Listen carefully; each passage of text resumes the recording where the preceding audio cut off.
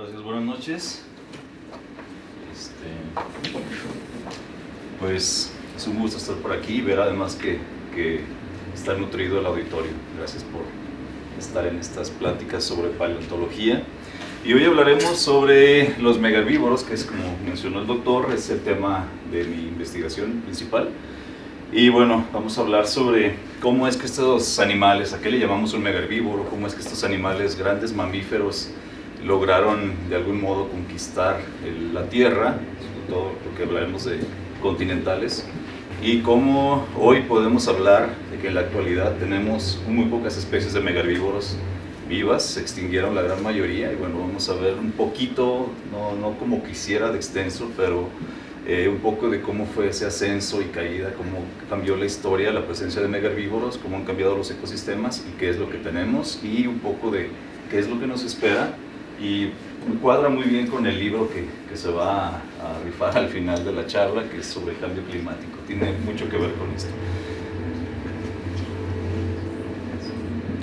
Entonces, primeramente es cuando hablamos de megaherbívoros o hablamos de algo grande, y lamento decepcionar a las personas que estén aquí por dinosaurios, pero me gusta decepcionarlos hasta eso. No hablamos de dinosaurios por muchas razones. Una, hay demasiado sensacionalismo con los dinosaurios, que la verdad no soy tan fan de todo eso, a cada rato hay especies nuevas, cosas de ese tipo, pero no es esa la razón. Realmente cuando hablamos de megaherbívoros, en este caso nos referimos, sobre todo porque por el tiempo que estamos limitando, que es el Cenozoico, nos referimos específicamente a mamíferos, y particularmente a mamíferos continentales, no marinos. Entonces, ¿de qué no vamos a hablar? No vamos a hablar de dinosaurios, aunque había grandes herbívoros como estos saurópodos. Tenemos, por ejemplo, también algo que existe todavía en la actualidad, que son los sirenios, son mamíferos marinos. No vamos a hablar tampoco, enfocarnos de ellos, aunque bueno, son megaherbívoros también. No vamos a hablar de grandes ballenas tampoco, y bueno, más dinosaurios de los que no hablaremos, aunque tengan el tamaño, el peso ideal como para que pudieran ser bueno, carnívoros ni hablar, ¿no? Definitivamente, T-Rexes y todo eso, ¿no? Desafortunadamente, lo siento. Pero nos vamos a enfocar en otros organismos que también son muy interesantes y que vamos a ver a continuación. Ahí se me encimó todo, perdón, luego el cambio de usar el Google Docs al PowerPoint es un lío, presentaciones. Pero bueno, ¿cuál es la diferencia entre un término que hemos usado mucho, que hemos escuchado todo el tiempo como megafauna? ¿Cuál es la diferencia con megaherbívoros? Es como fácil, de pronto, bueno, megafauna se refiere a fauna, animales en general, y megaherbívoros se refiere específicamente a herbívoros, ¿no? Pero no es solamente esa la división, hay otra cuestión que es más relevante. Aquí tenemos Sí,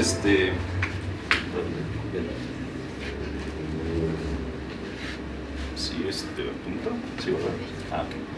Tenemos una división, casi una línea aquí divisoria entre los que son todo esto de aquí, como dice aquí, es megafauna del Pleistoceno, todo esto, ¿no? Carnívoros, herbívoros de todo tipo.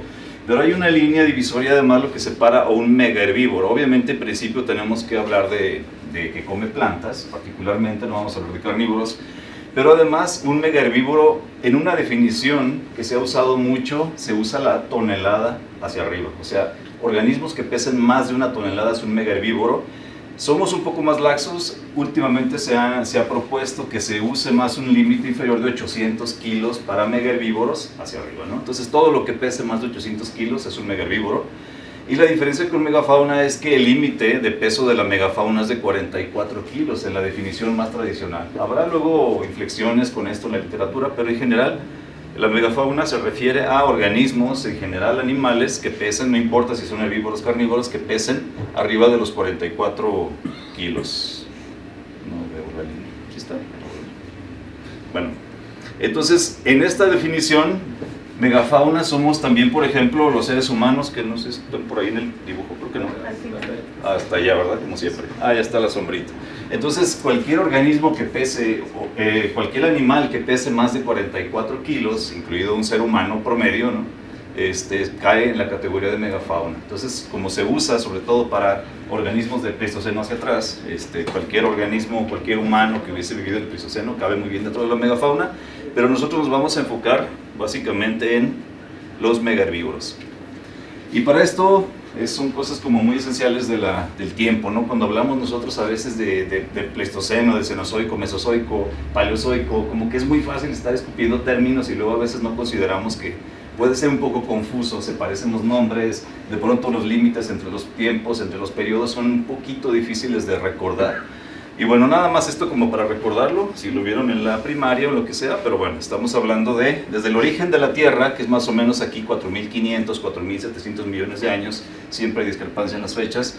Tenemos un tiempo en el que no había vida, tal cual, y hasta la presencia, se dice que la vida se originó hace aproximadamente 3.500 millones de años, pero la gran explosión de diversidad ocurrió durante lo que se le llama Fanerozoico, que es en esta parte aquí aproximadamente 500 millones de años. Esto como que a veces apunta, pero bueno, allá se ve, en el extremo izquierdo, ¿sí ven? De hecho se ve la línea punteada roja que nos explica toda esta explosión. Había organismos desde antes, claro, había una gran fauna conocida que se llama Ediacara, que es anterior a esta explosión del Cámbrico o del Fanerozoico, pero la gran diversidad que conocemos, como por ejemplo esos ejemplares que son muy reconocidos en la paleontología de los trilobites, aparecieron en este tiempo. Estamos hablando de aproximadamente 500 millones de años, donde viene esta explosión de diversidad, se originan este tipo de organismos y bueno, por ahí aparecen los famosos dinosaurios en el Mesozoico. Esto creo que no. Bueno, está el Paleozoico, todo esto, luego aparecen los famosos dinosaurios en el Mesozoico, se extingue la mayoría de dinosaurios no avianos y tenemos hoy en día los dinosaurios sobrevivientes que son las aves. Pero bueno, acá tenemos ya aves y nosotros estamos hablando de esta etapa final del Cenozoico, sobre todo en el Neógeno, que son aproximadamente 23 millones de años, donde existe una gran diversificación de los megaherbívoros, y es la parte que sobre todo vamos a hablar y de la que tenemos presencia en el registro fósil de Jalisco. Un poco más gráfico esta explicación es bueno explicarlo así como un pastel, ¿no? como un libro acostado, toda la historia de la Tierra, cómo ha pasado. Y bueno, tenemos igual desde el inicio, el origen de la Tierra, tenemos en este punto, aquí justamente la explosión del Cámbrico, tenemos la explosión de diversidad de registro fósil, aunque insisto, hay fósiles por acá también, y todo este tiempo, por acá andan los dinosaurios, como se ven aquí los restos fósiles, y lo que tenemos aquí, los mamíferos se originaron desde acá, pero no se diversificaron demasiado por la presencia de, sobre todo, dinosaurios, grandes reptiles.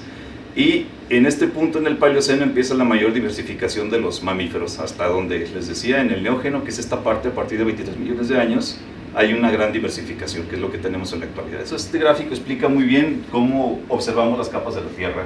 En una condición ideal tenemos este apilamiento de capas de la Tierra que nos cuentan diferentes historias de cómo ha cambiado la diversidad a través del tiempo, y bueno, obviamente nosotros estamos en la parte superior, ¿no? Entonces ya lo que excavamos, encontramos ahí, viene de diferentes tiempos. Y bueno, ya aparece otra vez esta imagen de la megafauna en general del tiempo en el que hubo mayor diversificación, aunque esa imagen particularmente es del Pleistoceno, de la parte final, digamos, de la historia geológica. Estamos viviendo en el Holoceno, que es de 11.000 años hacia acá.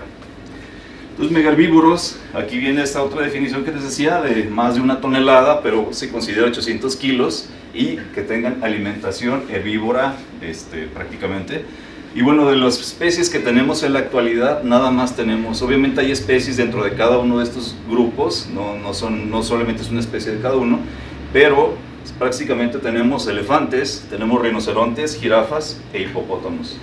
Todo lo demás que existió alguna vez está extinto, y además algunos grupos tan diversos como precisamente el de los proboscidios, al que pertenecen los elefantes, fue un grupo muy diverso, pero en la actualidad solamente tenemos 3 especies y prácticamente una reconocida, aunque había diferencias observables desde hace mucho tiempo, reconocida recientemente ya con moléculas como tal, en el caso de los elefantes de África, que se divide en 2 en la actualidad. Mucho tiempo se dijo que eran 2 especies, africano y asiático, hoy el africano se divide en 2 especies. Y entonces, el tamaño es muy importante, pareciera que solamente es como atractivo ver un animal grande, tiene esas dimensiones que no son muy llamativas, como precisamente los dinosaurios, pero tienen un gran impacto en los ecosistemas. Para poder estudiar un ecosistema de manera amplia, es mejor siempre, o es más informativo, observar los megaherbívoros, porque son especies claves en los ecosistemas, al hacer una diversidad de modificaciones y de fertilización de tierra, bueno, dispersión de frutos, una gran cantidad de funciones, digamos, si usamos ese término en el ecosistema, que permiten mantener un ecosistema funcionando de manera saludable. Entonces son organismos muy importantes.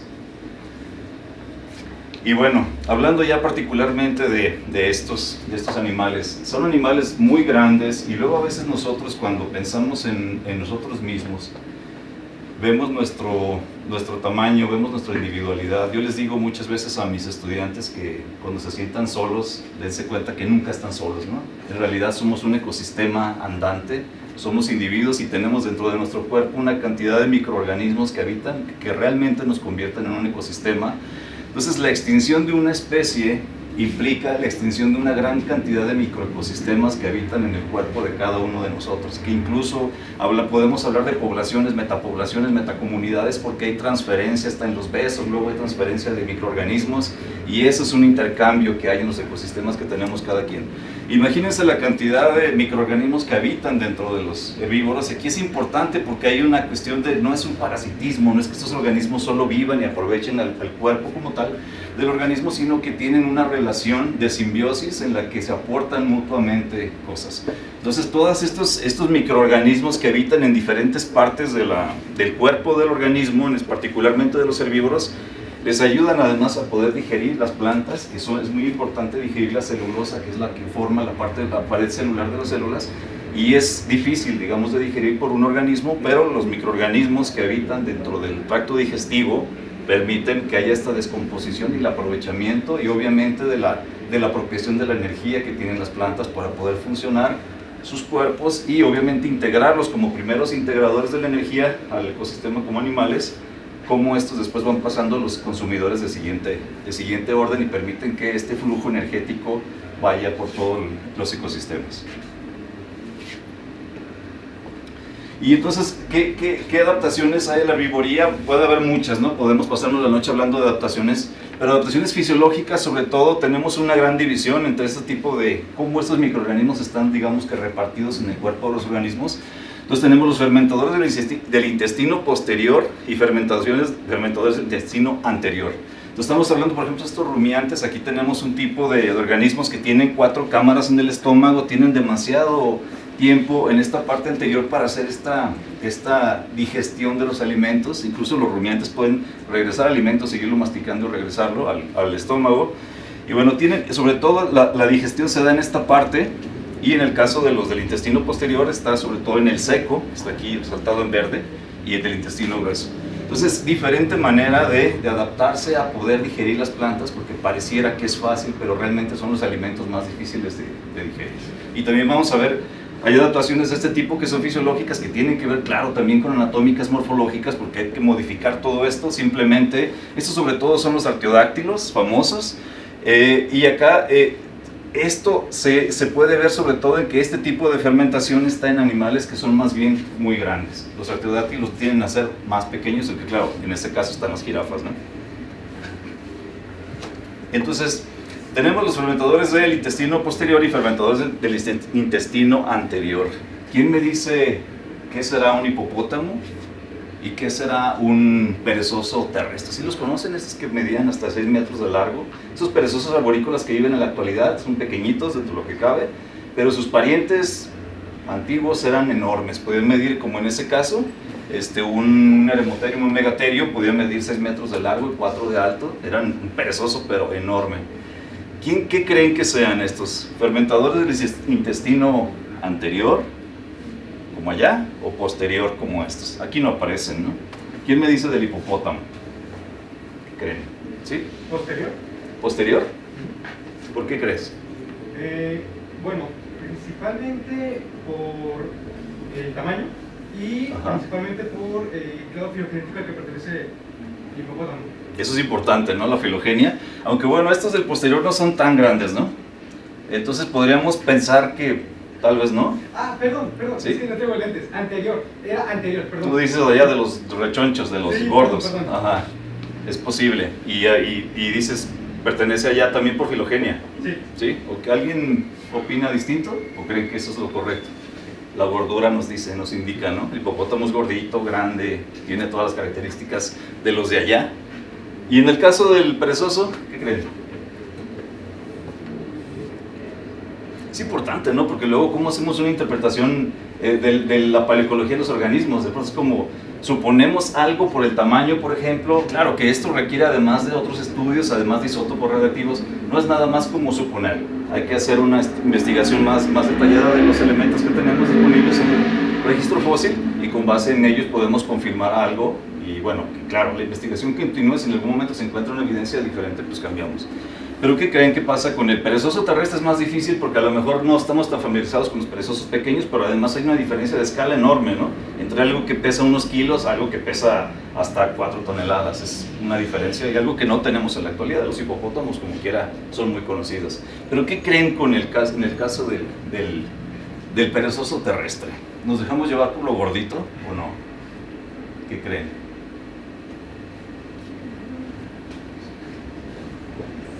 Díganme, no pasa nada, total, ahorita aclaramos en caso de que nadie le echa algo, una hipótesis. Yo recuerdo que también es anterior. Tú también. Por el tamaño. ¿Anterior o posterior entonces? Anterior de los de allá, de los gordos. Ok. Mira, la filogenia estás muy bien. Estos se llaman cetartiodáctilos, tal cual. Antes se decía que eran artiodáctilos, es pezuña en par, dedos en par, y estaban muy separados de las ballenas. Hoy en día se conoce que precisamente el clado o el grupo filogenético de los hipopótamos está muy emparentado con las ballenas. En algún momento se separaron, se quedaron en tierra y los otros se fueron al mar, ¿verdad? Como tal. Está emparentado tal cual. Lo gordito nos hace pensar que van para allá. Pero este es además algo curioso. Estos tienen 4 cámaras en el estómago, este tiene 3. En realidad pertenece a los del intestino posterior. La filogenia los asocia con los artiodáctilos y también la parte de las cámaras, pero se parecen a aquellos, ¿no? Es como un poco truculenta esta parte. Y el perezoso terrestre también pertenece a estos. Es igual, eso también filogenéticamente es similar a sus contemporáneos perezosos arborícolas, aunque sea una gran diferencia de tamaño. Nos puede confundir un poco, aunque hay una predominancia por el tamaño del intestino anterior. En realidad estos son del intestino posterior. Se ven ahí también, por ejemplo, camellos. Aquí dice pseudo-rumiantes, ¿no? Que hay ciertas diferencias. Es mucho, podemos quedarnos hablando de esto, pero no hay mucho tiempo. Adaptaciones morfológicas a la herbívoría. Hay una gran cantidad de adaptaciones morfológicas, unas muy evidentes. Una de ellas puede ser precisamente el gran tamaño, aumentar la cantidad de metros de intestino para poder fermentar lo suficiente el alimento.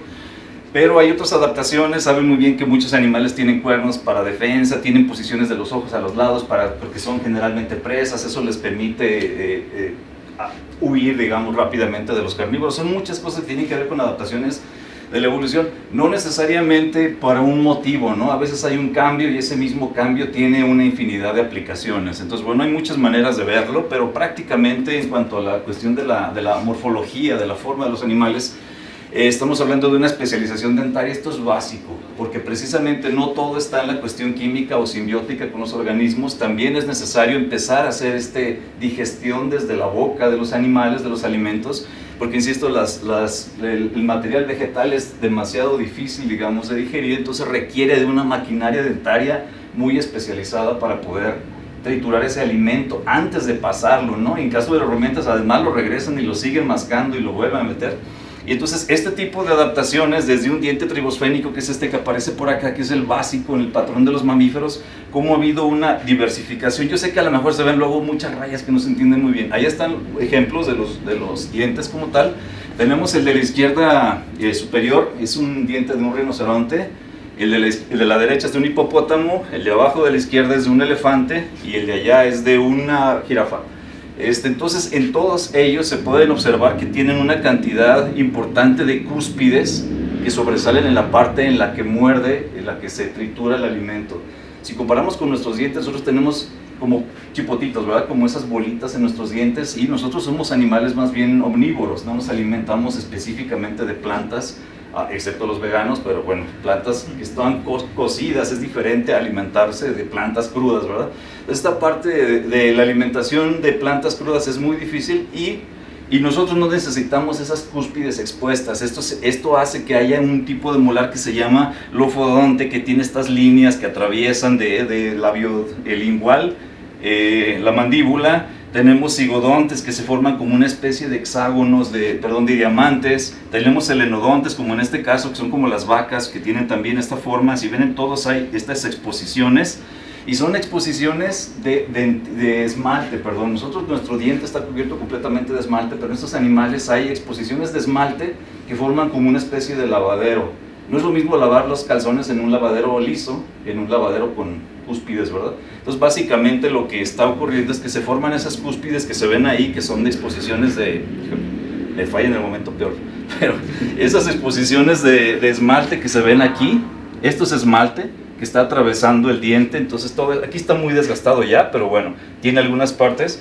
Y en este caso, que es un extremo, lo vamos a ver un poco más a detalle, es el caso de un elefante en el que todas esas líneas que ven ahí, que parecen una suela de un tenis, son exposiciones de esmalte con dentina y un desgaste diferencial, y eso permite que haya esa exposición como de un lavadero que permite la alimentación, la trituración del alimento, que además lo hacen cerrando la boca y moviendo las mandíbulas atrás y hacia adelante. Entonces es una forma, una adaptación muy muy precisa, sobre todo para la alimentación de pastos, que es lo más difícil de lo que se puede alimentar un animal.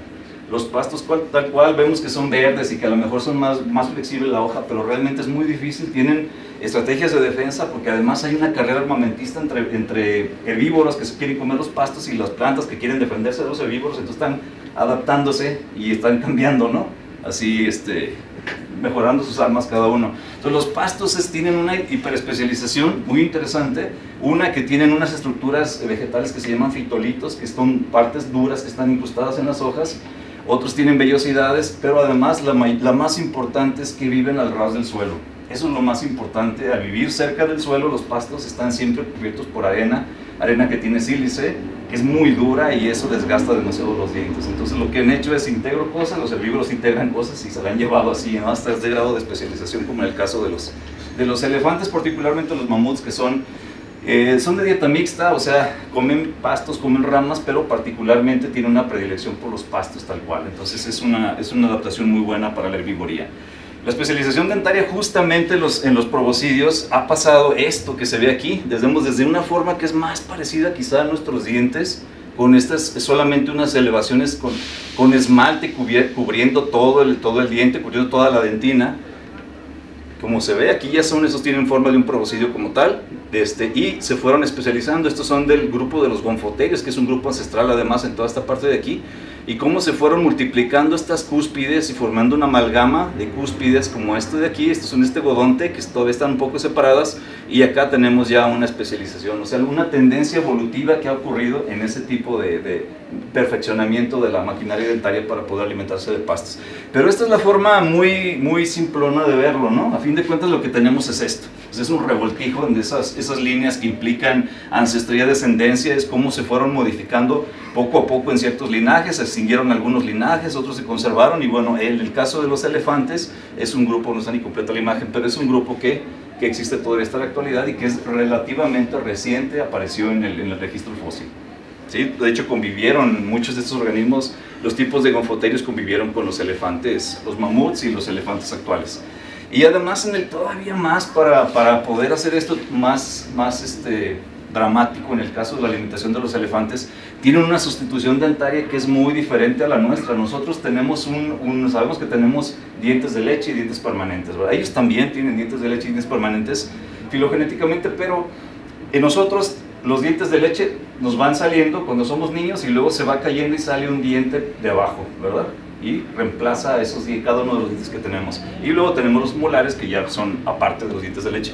En este caso, los elefantes tienen una sucesión dentaria que un diente pequeño, primero se pierden algunos elementos, que no voy a hablar más de eso porque es un rollo filogenético, embriológico, pero empiezan con un par de dientecillos y luego los dientes van surgiendo, el embrión aquí se va formando de la parte trasera y este diente se va desgastando poco a poco hasta que cae un pedazo de diente y reemplaza el lugar de y reemplaza el lugar de y así va pasando 6 juegos de dientes durante toda su vida por cuadrante. Entonces todo el tiempo están teniendo, como si fuera un tiburón, que van perdiendo dientes y se salen otros, es algo similar pero con placas que conforman cada uno de los dientes. Entonces es una muy muy buena adaptación a la alimentación herbívora. Adaptaciones craneales, se puede ver muy bien en los arqueodáctilos, sobre todo que tienen denticiones, un diastema amplio, este espacio que existe entre los incisivos y los premolares se llama diastema, generalmente tienen un diastema amplio, como se ve en esta jirafa, También acá en este rinoceronte, no es un diastema tan largo, pero es un diastema importante, les permite alargar un poco el cráneo para tener más acceso a las ramas, a las plantas. Y además, en algunos de ellos se perdieron los incisivos superiores por aquí, en los artiodáctilos pasa, hay pérdida de incisivos superiores que más bien es como estorbo, no necesito tanto los incisivos, necesito molares que desgasten esas plantas, y en todos ellos hay una proyección, además de los incisivos que quedan, hacia la parte delantera. Eso también permite un alcance mayor y más que cortar, como en nuestro caso con los incisivos, es arrancar de las plantas esas hojas y pasarlas a la parte trasera con la cual destruyen el alimento. Y por ejemplo aquí es un rollo de filogenia y de rayas y de orígenes y de ancestría, pero en todos estos grupos de los gonfoterios, que es el grupo ancestral de los proboscidios, cómo hay también esta modificación de la mandíbula, que sería algo similar a esta parte de aquí, cómo está proyectada hacia adelante para la alimentación herbívora en muchos de ellos. Esto no pasa, incluso en muchos de ellos hay defensas inferiores. Esas defensas son lo que les llaman colmillos en la parte superior. También en la parte inferior hay defensas en el grupo de los gonfoterios, y en todos ellos hay una proyección, incluso de cosas exageradas, enormes, que parecen auténticas palas. Modificaciones corporales, es bien sabido este ejemplo, ¿no? Desde la primaria lo vemos, y el clásico de Darwin contra Lamarck, ¿se acuerdan? De que las jirafas estiraban el cuello para alcanzar. Obviamente no pasa en esa idea tradicional de que una jirafa, por estirar mucho su cuello, vaya a crecerle, ¿no? Eso no pasa, pero sí hay una tendencia evolutiva hacia el alargamiento de los cuellos para poder evitar sobre todo la competencia, porque al haber muchos herbívoros, entonces empiezan los animales a buscar maneras ya sea de alimentarse de plantas más bajas o de plantas mucho más superiores, o de partes más bien de las plantas mucho más superiores.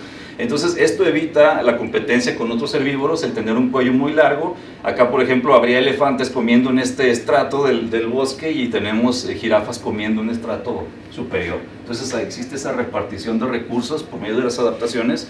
En otros casos, como ven, el elefante, además de que no es tan alto como una jirafa, pero tiene además la trompa para... Hablo de la cabeza, porque en realidad sí es más alto a nivel de la cruz, de aquí del lomo. Y bueno, el caso de los rinocerontes, que no se alimentan necesariamente de plantas que estén en la parte superior, tienen un cuello más o menos corto, no es demasiado largo, y además los organismos viven con lo que heredaron, no pueden simplemente cambiar. Entonces si heredaste un cuello corto, a lo mejor puedes modificar tu cráneo para hacerlo un poco más alargado, como se ve, ya le cambié, pero bueno, como se ve ahí. ¿Y cómo son los aportes de los megaherbívoros a los ecosistemas? Son demasiados, tal como lo mencionaba al principio. Uno de ellos es, por ejemplo, la dispersión de semillas por un síndrome que le llaman de dispersión de semillas por endosocoria, que quiere decir, hay episocoria, por ejemplo, que es cuando las semillas tienen ganchos que se agregan al lomo de los animales, y un animal se va con esas semillas, las dispersa por allá. Genera dos cosas: separar a los ancestros, a los descendientes de los ancestros, se lleva una semilla por allá muy lejos, les permite colonizar otros terrenos y evitar la competencia con su propia población, digamos. Y la endosocoria es que estos animales se tragan las semillas. Obviamente los frutos es una adaptación de las plantas para hacer atractivo el que tú te lleves mi semilla a otro lado. Entonces tienes un fruto carnoso, jugoso, que un herbívoro llega o un omnívoro llega, se lo come, es feliz, se traga las semillas y se va por allá, ¿no? A gusto, a seguir comiendo. Entonces dispersa esas semillas, entonces va dentro de su tracto digestivo. Unas plantas están tan especializadas a esto que requieren del paso de la semilla por el tracto digestivo del animal para que empiece digamos que a corroerse la cáscara exterior del fruto, de la semilla, perdón, y entonces eso permite que cuando se deposite, o sea que ese herbívoro excrete en algún lugar lejano de donde se lo comió, le deja todos los elementos para que esa planta pueda crecer, porque tiene nutrientes en el excremento, es fertilización del suelo, le deja todo el paquetito listo, ya la semilla además lista para que pueda germinar. Entonces es muy importante esta dispersión de semillas. Y bueno, esto ha dado algo que conocemos como anacronismos ecológicos, que vamos a ver después, pero los tipos de frutos que se han propuesto, hubo una investigación al respecto de qué tipos de frutos pudieron haber dispersado los grandes megaherbívoros. Y por ejemplo, pueden ser frutos carnosos de entre 4 y 10 centímetros, que tengan diámetros de más de 5 centímetros de semillas grandes, y que tengan 2 centímetros, ¿no? En este caso, o pueden ser también frutos de más de 10 centímetros que tengan semillas más pequeñitas. Pero aquí también hay una cuestión, hay que ver que hay otros organismos que han también suplido a la megafauna, que en su momento también dispersaban, sobre todo frutos que son grandes, pero con semillas pequeñitas, pueden ser dispersados fácilmente por aves, pasa mucho, ¿no? Aquí también tiene que ver una cuestión de colores y eso, ¿qué colores prefieren? Se supone que la megafauna preferiría más bien colores más terrosos, más como cafés, verdes, oscuros. Se ha propuesto que las aves sobre todo tienden o se ha observado que tienden a dispersar frutos que son más bien de semillas de frutos muy llamativos, rojos, cosas así muy llamativas. La fertilización del suelo, como les mencionaba, entonces este es excremento de elefante, aquí tal cual, esta pila que se ve aquí, y tenemos una planta creciendo, es ese elefante. Vean toda la cantidad de materia que no aprovecha el elefante a pesar de todo, que a pesar de la maquinaria dentaria tan especializada, a pesar de toda la fermentación del intestino, hay una gran cantidad de alimento que no... Ustedes ven un excremento de elefante y está lleno de plantas, es increíble. Imagínense la cantidad de semillas además que van aquí, y bueno, una de esas semillas aquí ya germinó, tiene todos los elementos para crecer muy a gusto. Luego, incrementan la diversidad de especies. Pudiéramos pensar que un herbívoro al comer todo el tiempo plantas, porque podrían comer 200 kilos en un día sin problema, de plantas, de pasto, de todo, que acabaría en un ecosistema, ¿no? Ya ha pasado que a lo mejor en lugares hoy en día donde hay reservas de elefantes haya un declive en la presencia de plantas porque los elefantes están comiendo demasiado. Incluso hay este tipo de estrategia de defensa en el que las plantas usan cuestiones químicas para alejar a los elefantes y empiezan a enfermarse, todo esto, pero eso pasa porque están confinados muchos elefantes en zonas muy restringidas. Pero de manera natural un elefante permite que haya una mayor diversificación precisamente porque va de un lado a otro, al día recorren muchos kilómetros llevando semillas de todo esto, fertilizando el suelo, entonces permiten que haya una diversidad y además permiten que haya una nutrición mejor del suelo, que haya mejor intercambio de elementos químicos, nitrógeno, carbono, precisamente por la actividad de los megaherbívoros. Y se ve, ¿no?, cuando tenemos herbívoros de tamaño medio, cómo hay una poca diversidad y cómo con megaherbívoros hay una mucho mayor diversidad en el ecosistema.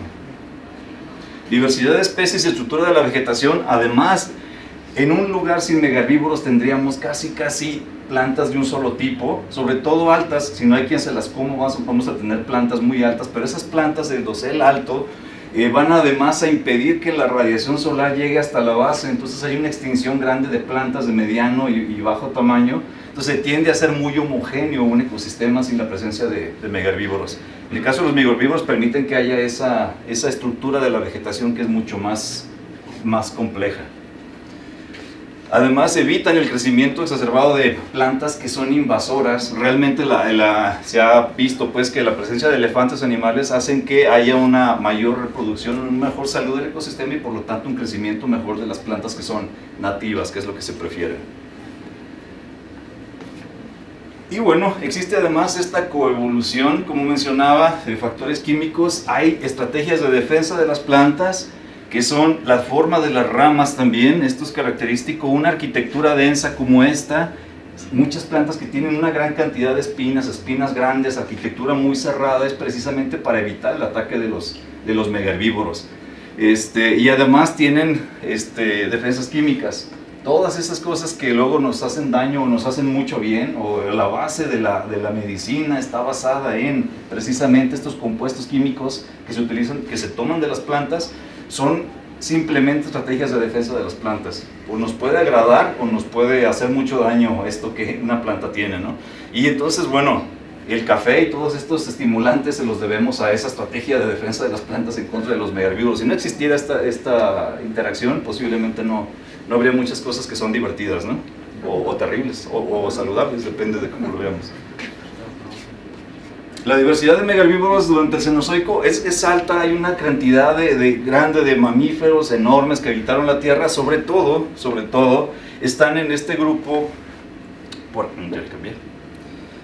en este grupo de aquí, si los ven, aquí están los afroterios, que son todos, aquí tenemos afroterios, elefantes, este tipo de manatíes, dugones. Por acá tenemos los perezosos, que bueno, hoy son pequeños, ¿no?, pero fueron muy grandes. y esta parte de los perisodáctilos, donde están los caballos, rinocerontes, todo esto, y los artiodáctilos, bueno, aquí hay carnívoros, pero acá los artiodáctilos, donde están las jirafas, hipopótamos, todo eso. O sea, artiodáctilas ya considerando que la enormidad está aquí, incluyendo las ballenas. Sobre todo esos grupos que se originaron además durante el Cretácico, mencionaba, los mamíferos se originaron desde el Triásico mismo, casi con los dinosaurios, pero hubo el origen de los linajes grandes en el Cretácico, que es esta parte verde. Luego tenemos ya una cierta diversificación al principio del Paleoceno, hace 50 y tantos millones de años, y luego tenemos ya hace 23 millones de años en el Neógeno, sobre todo esta gran ramificación, que es donde nos permitió tener la diversidad que tenemos en la actualidad y que podemos observar desde todo este periodo, 23 millones de años hacia acá, en la diversificación de megaherbívoros. Hay una diversidad grande, podemos hablar también como Pokémones, ¿no? Montones de animales, pero bueno, de los más importantes que podemos considerar, sobre todo por la parte de América, tenemos Toxodontes. Este animal se conoció durante mucho tiempo en Sudamérica. En México no se había encontrado hasta hace unos 12 años, que fue, digo, parece que fue hace mucho, ¿no? Pero realmente para todo el tiempo que no se conocía, todavía hay pocos elementos. Hoy también se considera como parte de la fauna de megaherbívoros del Pleistoceno de México, el Toxodón. En Jalisco no tenemos, pero bueno, sí es conocido en México. Y otros dos elementos que son muy conocidos en películas, que a lo mejor vieron la Era del Hielo y todo esto, son por ejemplo las macroquenias, que están presentes ahí. Es un tipo de un orden que está completamente desaparecido, que se llama Litopterna. Y tenemos, por ejemplo, Deinotherium, que es básicamente un proboscidio, pero un proboscidio con características muy especiales que lo separan de los elefantes actuales y de los gonfoterios. Y hay una discusión que ha habido en la literatura. Quienes sean fans de los animales grandes y herbívoros y todo esto, han visto que hay una discusión. Generalmente se dice que el animal, el mamífero en el continente más grande que ha existido en la historia es Paraceratherium, que es este tipo de animal emparentado con los caballos. Y se decía que era un animal que podía pesar, no sé, 20 toneladas, estimaciones muy grandes, pero el problema a veces con las estimaciones de masa corporal es que están basadas en poca evidencia, y a veces las ecuaciones que se utilizan para hacer no son las más adecuadas, a veces se toman de otros grupos en los cuales ya por la variación morfológica no aplica muy bien. Y por ejemplo acá se ve de Paraceratherium, los elementos más importantes con los que se ha basado la estimación de masa corporal son vértebras del cuello, como aquí. Y se ha visto, hay un paleontólogo español con un trabajo muy interesante sobre estimaciones de masa corporal. En los últimos años ha hecho una estimación precisa y ha visto que realmente sí, un Paraceratherium podía exceder esta cantidad, pero en general pesaba hasta 10 toneladas nada más. Y tan solo aquí en Zacoalco, del trabajo que yo he hecho de investigación con los herbívoros, tenemos elefantes que pesan más que eso, mamuts pues que pesan más que eso. Entonces se ha visto que el más grande hasta ahora, el récord que tiene por la medida del fémur, sería Paleoloxodon amadicus, que es este animalote que ven aquí. Entonces sí, podía pesar, de hecho esta estimación se basó en un animal juvenil incluso, que ya daba 13 toneladas. Entonces se estima que podía tener hasta 18 toneladas de peso este tipo de proboscidio, que es un ancestro de los Loxodonta africana, de este tipo de elefante actual. En Jalisco, ¿qué tenemos? Lo conocen muy bien, el mamut de Catarina. Quien no, pues podría ir al Museo Regional y conocerlo. Es un esqueleto que está muy completo, se encontró en el 1962 en Zacoalco de Torres, y es la estrella del Museo Regional. Entonces tenemos una cantidad también importante de megaherbívoros, entre ellos este rinoceronte, lo cual no es como muy común pensar que rinocerontes hay en América, ¿no? Hoy en día no hay, pero teníamos durante el Plioceno, Mioceno, Plioceno, este tipo de rinoceronte que se llama Teleoceras, esta especie guimonense que tenemos también en el Museo Regional. Está este cráneo que está muy completo. Y bueno, era un rinoceronte que era como un barril con patas cortas. Durante mucho tiempo se dijo que, si lo ven ahí, no tiene forma de un barril con patitas. Ya hoy se ha encontrado una especie que tiene piernas más largas, ¿no? Pero en general eran una bola ahí con patas. Y se parece a un hipopótamo. Durante mucho tiempo se dijo, vean nada más qué gordo es y qué chaparro es, debe ser como un hipopótamo, vive como hipopótamo. Hoy con las técnicas nuevas que hay de determinación de alimentación se sabe que no necesariamente vivía dentro de agua como un hipopótamo, ¿no? Que de hecho además no comparte ni forma de fermentación ni nada. Es un tipo de alimentación distinta y sí vivía fuera del agua, aunque bueno, podía nadar sin ningún problema seguramente, ¿no? Tenemos este tipo que es un gonfoterio, que le da nombre a la familia Gonfoteridae, el grupo de los gonfoterios es Gonfoterium hondurensis. Esta es una mandíbula que tenemos en el museo, y se ha encontrado pues este animal que es contemporáneo del rinoceronte. Habitaron este tipo de animal. Hoy no tenemos nada, ¿no?, de este grupo, está completamente desaparecido. Tenemos otro tipo de reicoterio que es muy importante. En este caso, en algunos vienen kilos, en otros no, porque no todos podemos estimar, no se tienen los elementos para estimar la masa corporal. En este caso tuvimos un animal pesado, además, porque siempre pensamos que los gonfoterios son más chaparros que los mamuts y que entonces pesarían menos, pero pesaba más de 4 toneladas. Y tenemos, bueno, aquí esta evidencia de mandíbula y otros elementos con los cuales se hizo la estimación, pero bueno, es otro de los gonfoterios que se ha encontrado en Jalisco. Esto también lo conocen, si han ido al museo, y si no, los invito a ir por favor al Museo de Paleontología. Conozcan, esta es la estrella de nuestro museo, que es un gonfoterio que se encontró casi completo, y los que tengan más de 24 años saben que se encontró este esqueleto en el 2000 en Chapala. Hubo una sequía en la que estaba el nivel del agua a 2 kilómetros del malecón, y ahí se encontró una persona que fue a hacer un picnic, se encontró los restos, y bueno, la historia le dio mucho fundamento al museo. El museo se creó en el 2000 justamente, y se encontró un par de meses después. Se hizo el trabajo de excavación, llegó al museo, trabajamos en la restauración, toda la investigación se ha publicado al respecto, y bueno, ha sido muy importante para el desarrollo de la paleontología misma en México, bueno, pero particularmente en Jalisco. Después del mamut de Catarina, de que se encontró en el 62 al 2000, han sido de los restos fósiles más importantes que se han encontrado aquí en el territorio de Jalisco. En Chapala, el otro en Zacualco, muy cerca, ¿no? Otro tipo de este camélido, que es Megatilopus, que habitó también en ese mismo tiempo. Tenemos menos evidencias, no hay mucho material, pero bueno, se ha encontrado tal cual, que es también un camello muy grande, pesa más de 1 tonelada. También camellos, luego no pensamos, ¿no?, que hay en esta parte del mundo. Tenemos una especie, además de gliptodontes, si los conocen, ¿no?, también son muy famosos, esos que parecen una ardillota del tamaño de un Volkswagen Sedán. Y bueno, tenemos este caparazón, está en la biblioteca del municipio de Tecolotlán, por si andan por allá, pueden pasar a visitar. Es uno de los carapachos más completos que se han encontrado en Jalisco, aunque claro, hay otro en el Museo Americano de Historia Natural, que se llevaron a principios del siglo pasado, pero ese está muy completo. Y en el museo, bueno, vamos a ver otra especie, pero este es otro de los tipos de megaherbívoros que habitaron. Está este tipo de perezoso, también les decía, la diversidad de perezosos era muy grande, incluso de perezosos terrestres. Tenemos evidencias de material de Chapala, también uno de los perezosos muy grandes, todos exceden 1 tonelada.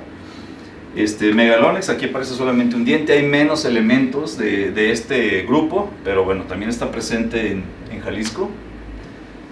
Y bueno, es muy común. Hace ya unos años estuvimos trabajando en otra de las excavaciones más comentadas de Jalisco, se trabajó en Amacueca.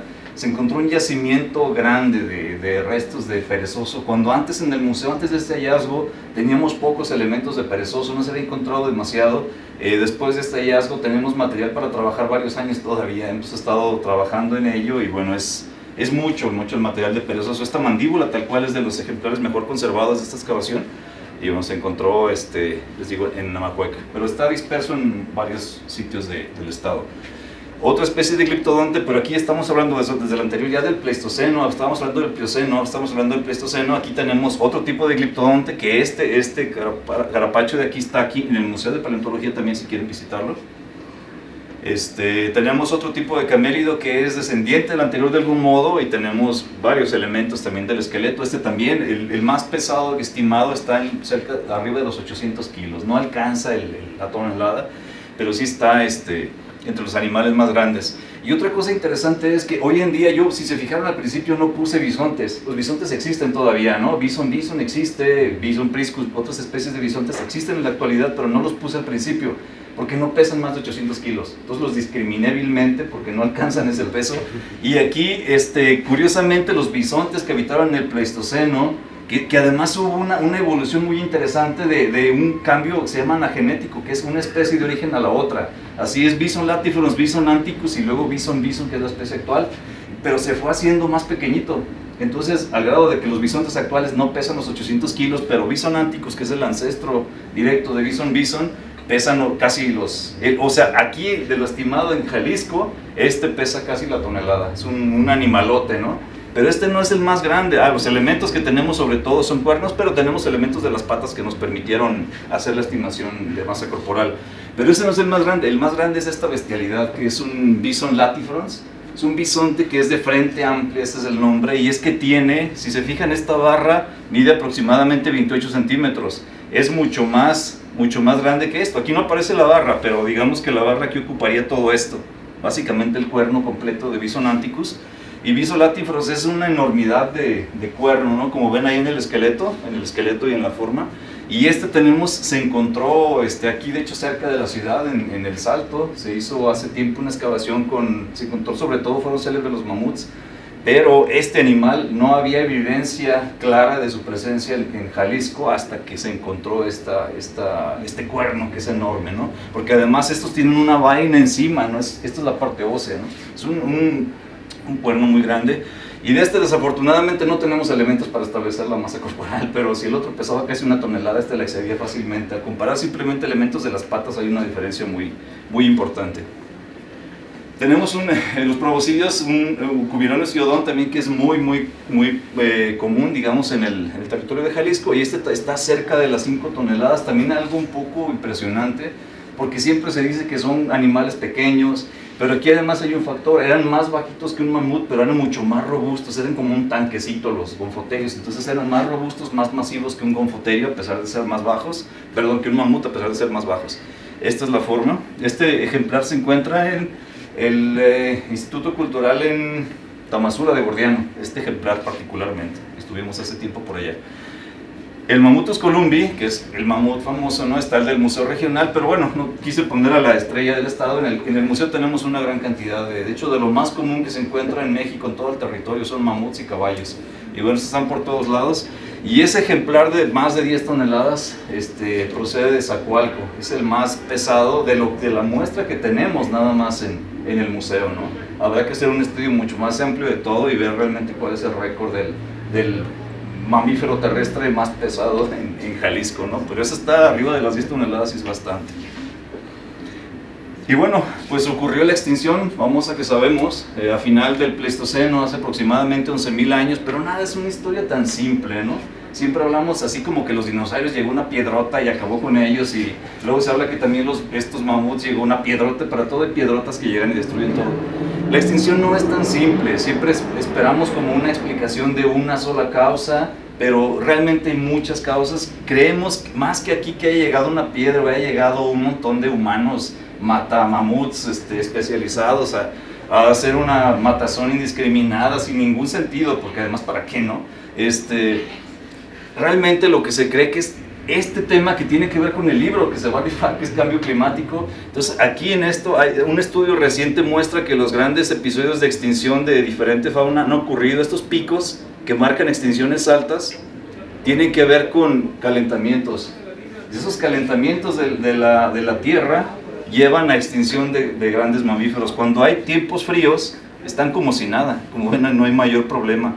Y este es el máximo glaciar, es cuando más la cantidad de la placa de hielo llegaba hasta la mitad de Estados Unidos. Es la parte más fría y ellos estaban bien tranquilos, ¿no? Pero cuando hay calentamientos hay extinción de megafauna, y lo que está pasando en la actualidad es precisamente calentamiento. Nos dice que vamos a tener extinciones mayores todavía, ¿no? Entre otras cosas agradables como tener moscos todavía en otoño, ahorita que nos siguen dando dengue, ¿no? La ciudad llena de dengue por ese tipo de cosas. Se extinguieron, y bueno, los cambios que nos llevan: antes de la extinción tenemos esta diversificación de organismos, de vegetales, y después de la extinción tenemos solo animales, más bien mamíferos pequeños, y una homogeneización del paisaje. Más o menos los organismos que están presentes y los que se han extinguido, hay una gran diferencia entre estos. Si ven aquí, incluso lo ponen con colorcitos, hasta los más grandes, en los cuales se desapareció casi todo. Nos queda muy poco en la actualidad. En el pasado, Proboscidea, esta es toda la historia de Proboscidea, no es solo histórica, es todo registro fósil, estuvo por todo el mundo menos en la Antártida. Entonces todo el mundo estuvieron dispersos, hoy en día es solamente lo que nos queda. Y claro, estos mapas además son muy optimistas porque ponen todo un cuadro, ¿no? Si ahí hay uno, todo eso es. Pero en realidad son manchones muchísimo más reducidos de la presencia de proboscideos en la actualidad. En el caso de los hipopótamos viene el presente y el pasado. Esto nada más en una cuestión histórica, ni siquiera es registro fósil. hay una diferencia entre la presencia de todo el sur de África, solamente tener unos pequeños manchones dispersos por ahí. Las jirafas, tan solo el género jirafa, no hablemos de toda la familia, también tiene la distribución histórica, nada más histórica que es todo esto, a la distribución que tiene en la actualidad. También muy limitada. Y eso ha generado muchas cosas diferentes, entre ellos algo que le llaman el síndrome del bosque vacío. Es como ir a un bosque y no ver nada. O sea, si acaso ves ardillas, ves ratones, o los roedores les va muy bien con esto. Los roedores, cuando hay extinción de grandes herbívoros, polulan demasiado, son los que se encargan ya de dispersar semillas, hacen muchas cosas. Entonces ves roedores, pero no ves nada. Es un bosque casi completamente vacío, y muchas de esas especies que tenían interacción con los megaherbívoros hoy no tienen interacción. Entonces algunas especies como las vacas, que las vacas son ganado doméstico que los seres humanos llevaron a esos lugares donde no estaban originalmente, pueden hacer hoy dispersión de frutos. Algunas sobreviven con dispersión por gravedad, viven en un lugar alto y entonces caen los frutos, ruedan y se llevan lejos las semillas, ¿no? Otros que todavía dependen de otros animales más pequeños, aves que pueden transportarlos, pero hay límites para lo que una ave puede transportar por peso y por tamaño de una semilla.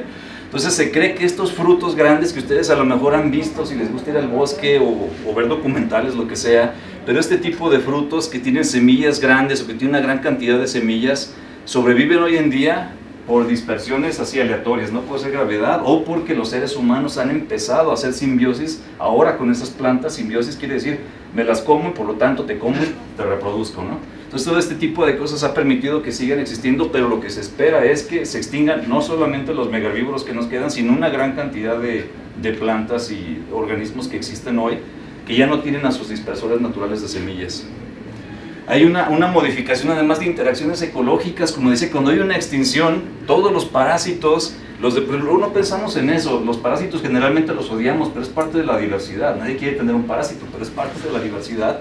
Y esos parásitos que habitan en los organismos, cuando se extinguen, desaparecen linajes completos. Como decía, son ecosistemas, somos ecosistemas ambulantes cada uno de nosotros, y entonces perder una especie es perder una gran cantidad de microorganismos que existen aquí. Así que hay coextinciones, hay pérdida también de depredadores, organismos que se alimentaban de esos también se van a extinguir porque no tienen su fuente de alimento principal, y además organismos que son comensalistas, estos que ayudan, por ejemplo los escarabajos redacacas, ¿no? De una gran cantidad de excremento, ellos viven felices con ello, también se van muchos de estos organismos. Existen los anacronismos ecológicos, lo que les decía de los frutos que no tienen dispersores naturales, o sea, esta relación de mutualista en la que ambos se benefician, desaparece. Los antagonistas también, como les decía, esas grandes espinas y esa ramificación exagerada de las plantas, también ese tipo de especies desaparecen porque no existen los animales que se alimentan de ellas. Y bueno, existen adaptaciones nuevas, cómo es que estos organismos, los depredadores, los parásitos, tienden a tener interacciones con otros organismos ahora, ¿no? Bueno, las vacas han ayudado mucho, el ganado doméstico ha ayudado mucho, porque esa cantidad enorme que antes había de excremento por todos lados fertilizando, hoy en día de algún modo está presente en el planeta por estos animales, pero no es lo mismo, no es suficiente. La modificación de la estructura vegetacional, ya lo había dicho antes, los organismos, estos animales permiten que haya esa diversificación en los estratos, y obviamente hay organismos que viven ahí, insectos, aves que viven en diferentes estratos por la temperatura, por la altura, por diferentes aspectos, que están especializadas en diferentes niveles de los estratos del bosque, y esto también, al perder estructura vegetacional, se pierden una gran cantidad de especies en consecuencia. Luego hay una modificación del régimen de fuego. Algo importante es que luego cuando pensamos en incendios, aquí pasa en la primavera que luego queman, ¿no? Pero también los bosques tienen regímenes de incendios que son cíclicos, que eliminan la hojarasca, por ejemplo. Hay frutos que necesitan también del fuego para poder, las semillas para poder abrirse, germinar.